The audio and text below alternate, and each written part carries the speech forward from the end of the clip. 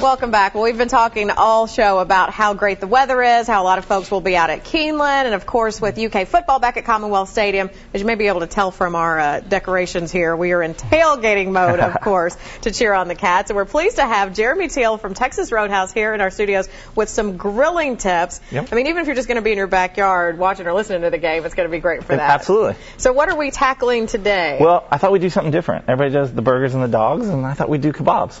And as a health reporter, that's a great way to incorporate veggies in with your proteins absolutely. and everything too. So what's the secret to making great kebabs on the grill? Well, there's a couple different things. People think they can go cheap and not use the metal skewers, and that's really important. You have to get the good metal skewers.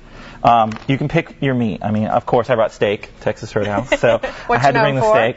But you can do pork, you can do chicken, you can do all that stuff. So what I'm going to have you help me do is you always want to make sure when you cut your steak that you cut the same size, so it's going to cook evenly. Now, what kind of what cuts of beef work well for kebabs? Any of them. I mean, if you want to spend a little bit more, go with the filet. If you're just looking for something like we have right today, it's the sirloin. Okay? And again, you want that metal skewer because the metal skewer is going to help cook the inside because it's such a small piece. The outside will burn before the inside will cook if you don't have that metal skewer. Oh, okay? Good to know. So what you're going to do is just going to skewer your meat on. And again, you want all the same sizes. You want to help me? Sure. All right. Start here with. Yep, just grab it and make sure you don't stab yourself there. I'll try not to. I do it all the time. And then the same with your veggies too. You know, you want to cut your veggies so they're similar size, things like that. And you can actually throw all this on the grill at the same time. Now, what's the recommendation? Like, you see some people will alternate meat and veggies. Do you prefer to separate them? Do they cook better that way? Well, you should separate them. You shouldn't put your raw meat with your veggies. Okay, but you can cook them at the same time. I mean, if you put them on the cooler side, your veggies, and then the hotter side, your meat, you're good. It really won't bother you. And then that way you can feed more people too quicker.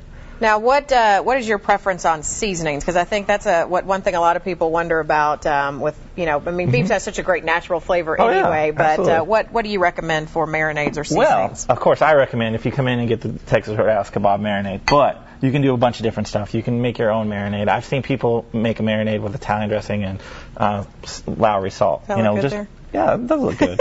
I got something back at the restaurant for you. But there's all kinds of things you can do.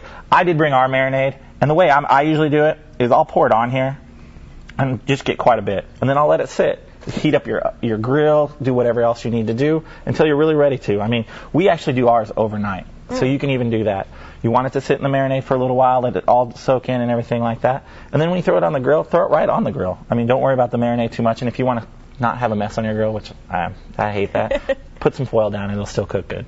Now, for those folks who may not be as ambitious and may want to leave the work to you guys, you do have options for parties or groups that want to get takeout? Yeah. Come by, get a gift card, have them come in and pick out what they want. We can do pulled pork, we can do kebabs, we can do all kinds of stuff. And just, ask for me and give me an hour's notice. I'll make sure you feed it as many people as you need to. All right. Well, we can't wait to dig into this spread. It certainly looks great. Thank you so much for those tailgating tips again from Texas Roadhouse. If you want to learn more about their menu or any of their services, just visit the website at the bottom of your screen. Well, as we've said, such a great forecast for anything outside, including some grilling.